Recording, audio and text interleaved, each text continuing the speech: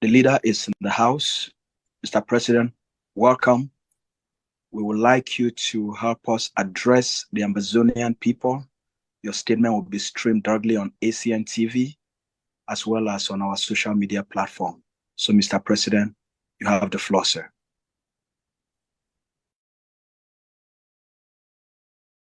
Out of the night that covers me, black as the pit from pole to pole, I thank whatever gods may be for my unconquerable soul. In the fell clutch of circumstance, I have not winced nor cried aloud.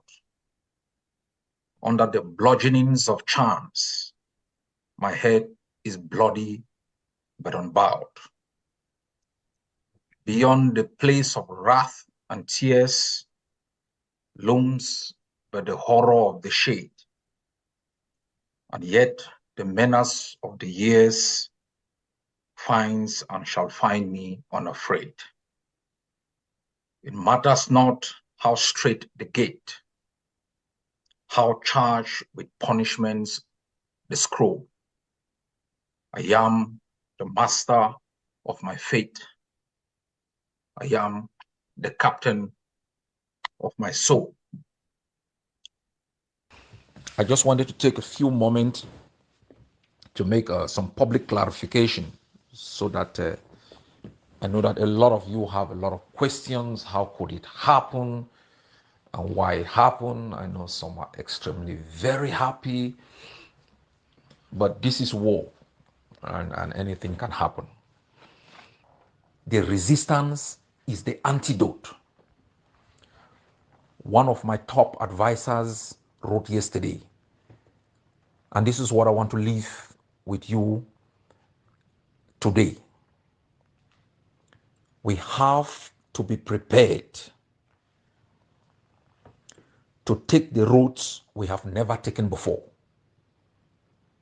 We have to be prepared for the unexpected, the impossible, and the unimaginable. That is what it takes to move from a state of occupation and total dependency to a state of freedom, independence, and ownership of your destiny. And I can report to you today that across the Ambazonian territory, the Ambazonian Defense Forces and all other forces are in good standing, and they continue to fight whether we fight or we don't. The enemy has a policy of genocide on our people. It has exercised that policy in times of peace and in times of war. And if we must survive, and if we must stop them, we will have to rise up like one people and sacrifice more than we have ever done so. If you think you've been running a marathon for 7 years, know that possibly you still got 10 more years, 15 more years, 20 more years, 30 more years, 40 more years. And the Palestinians will tell you they've been doing it for 75 years and there is no blinking. The price you have to pay cannot be calculated. The reward is intangible. It may be in values, it may be in opportunities, it may be in a time you may not even be around. But the stories you read in footnotes of history and on the pages of history books are written because of those who never gave up. And I tell you every day as your leader, we are fighting a war for our own very survival. It will take more than you are doing in your lot to get us free. We must work extremely very hard to make sure that the threat on our sovereignty, the threat on our independence, the threat on our freedom is eliminated by any means necessary. Everybody must act like a soldier. Some people are not politicians. Some people are not town criers. Some people are not people screaming on social media. Everybody is a soldier of the revolution. And you must always see yourself in that light. You are not a donor. You are a soldier. It will not take try and error to be successful. You must be patient. You must be persistent. You must know that every month we mobilize for our forces. You must know that every month we mobilize for our prisoners.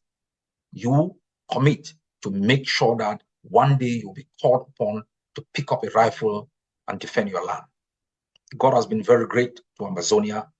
We should not mess up our opportunity. God bless you all.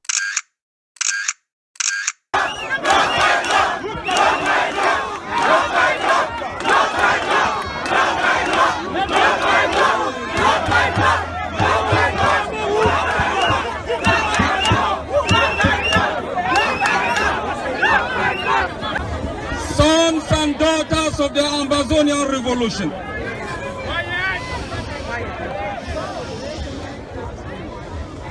it is not time to celebrate. This is war.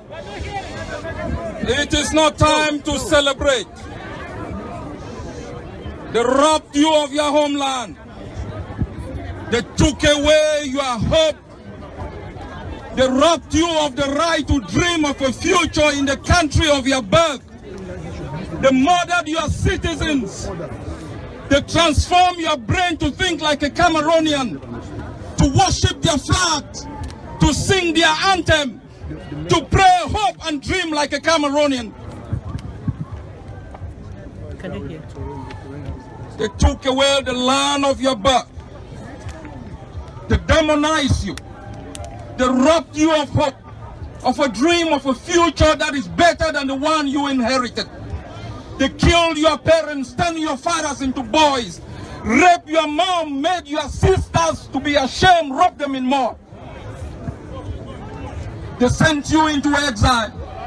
You lost your neighborhood. They dispersed your friends. You became delinquent in a land that you did not understand.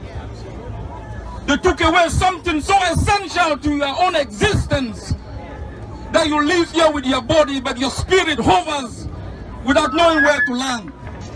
They took away from us something so important that life became something we have rejected in this land. They took away from you a country that gave you hope, built the first democratic system where there was an electoral government change. They took away from you your economic system. They blockade your social system. They crumbled your economy so you could go into their own system to work for them. They made you drive through their own system so you could pay toll gate into their own system. They robbed you of your right to think, to hope, to have a future in the country of your birth. 243 years ago, the Americans told the British that their time of independence was now. They fought for 8 years, 4 months, and 15 days. They lost the Battle of Boston, but they won the war for the freedom of the United States.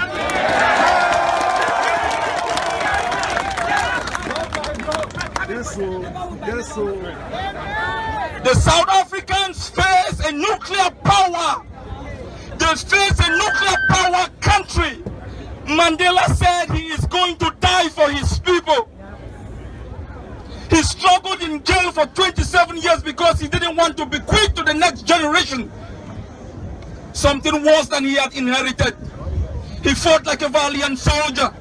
The Eritreans humbled the Ethiopians, a more powerful Ethiopia supported by Libya and Russia. They fought in trenches, in gutter holes, on rooftop to be able to bequeath to the next generation something better. Your freedom is in your hands. It is going to be fought inch by inch, block by block, neighborhood by neighborhood, rooftop by rooftop. Yes, sir. There you go. Your freedom is in your hands. It is not going to be given to you on a platter of gold. I can assure you here from Washington, the land of our birth, the towns of Ambazonia, will be liberated by the valiant soldiers who on a daily basis lay their lives, give their blood, deprive themselves of something more precious to make sure they can stand for our girls, for our children, for our mothers, for our fathers,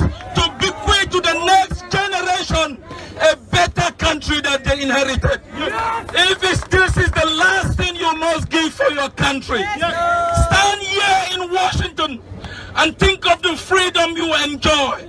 Think of the millions of Ambazonians who have not gone to school, those in jail. Think of Seseko, think of Deacon Tasang, think of Poundful, think of Mancho BBC, think of Mami Abi. Are you ready to lay your life for Ambazonia? I can assure you, Ambazonians, we will build the most beautiful place on earth, a place that you would take pride in calling yourself a citizen, that will give to you a social system, an economic system, a political system you can be proud of. That is why we fight. We are ready to die for it, go to jail for it, so all of us as a people will be free someday. God bless you all. God bless Ambazonia.